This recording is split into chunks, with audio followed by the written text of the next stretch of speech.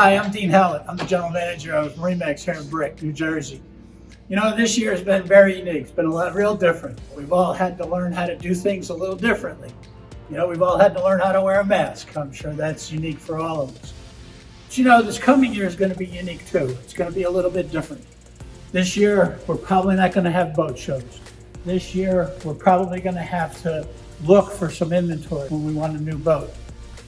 If you're like the thousands of new boaters in the state of New Jersey and in this area, you're going to want your new boat this spring first thing, because we've all learned that the best way to social distance with your family is on the water. So this year we're going to have to do things a little bit different. MarineMax and Brick, we're going to use our brand power, we're going to use our buying power. We're going to bring the boat shows to the dealership. Do yourself a favor. Get out on the water this spring.